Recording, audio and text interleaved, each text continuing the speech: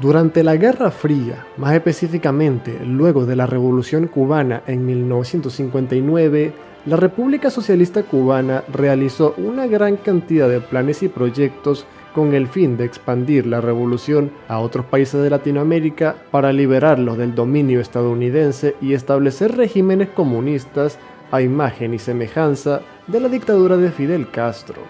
Estos planes involucraron invasiones o financiamiento, entrenamiento o ambas cosas para grupos guerrilleros locales.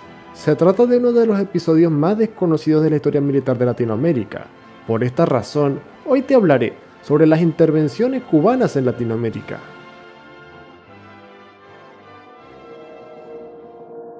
Bolivia fue un país que ocupó un papel importantísimo en el proyecto de Cuba para expandir la revolución a otros países de Latinoamérica.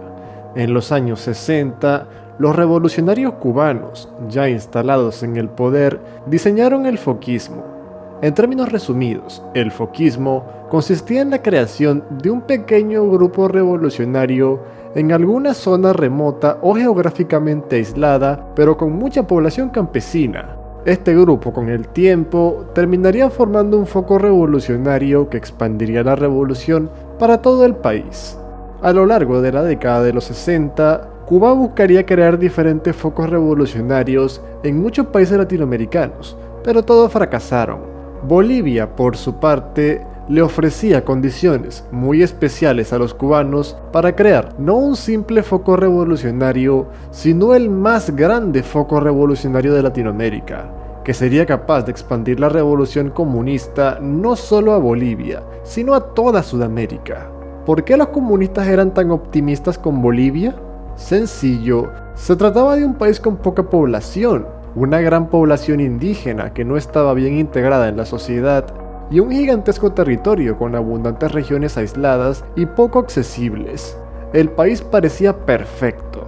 A finales del 66, un grupo de aproximadamente 50 guerrilleros que incluía comunistas de Perú, Bolivia, Argentina, Cuba, algunos países de Europa, que incluía al legendario guerrillero argentino Ernesto El Che Guevara, quien sería el líder de la guerrilla, llegaron hasta Bolivia. Una vez en Bolivia, los guerrilleros formaron el Ejército de Liberación Nacional y compraron una hacienda a orillas del río Ñancahuazú, que se convertiría en su base de operaciones. Los guerrilleros intentaron mantener el perfil más bajo posible en los primeros meses, pero fue muy difícil, principalmente debido a que Bolivia era un país con mucha población indígena y mestiza, y gran parte de los guerrilleros eran blancos, por lo que no pasó mucho tiempo hasta que los bolivianos comenzaron a informarle a las autoridades de su país sobre este sospechoso grupo. Las autoridades bolivianas al principio pensaron que se trataba de unos narcotraficantes, pero cuando comenzaron a investigarlos, a navegar el río Ñancahuazú, los guerrilleros comenzaron a responder violentamente y a aplicar tácticas de guerra de guerrillas, por lo que el gobierno boliviano rápidamente se percató de que no eran simplemente unos narcotraficantes, eran unos guerrilleros comunistas muy experimentados y peligrosos. Bolivia estaba gobernada por René Barrientos, un dictador nacionalista que contaba con el apoyo logístico y financiero de los Estados Unidos. Esto resultó crucial en la contraofensiva antiguerrillera boliviana. En 1967, Bolivia movilizó a 2.000 soldados y comenzó una gigantesca operación militar que le asestó duras derrotas a los guerrilleros. Ese mismo año, el ejército boliviano asesinó a casi todos los guerrilleros y capturó con vida al Che Guevara, a quien terminaría por fusilar, derrotando definitivamente el proyecto de gran foco revolucionario en Sudamérica.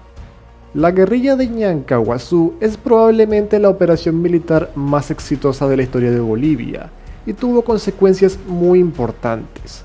La muerte del Che Guevara resultó en un golpe durísimo para el espíritu de lucha de los cubanos y causó que Cuba se diera por vencido con la mayoría de los proyectos para hacer revoluciones comunistas en Latinoamérica.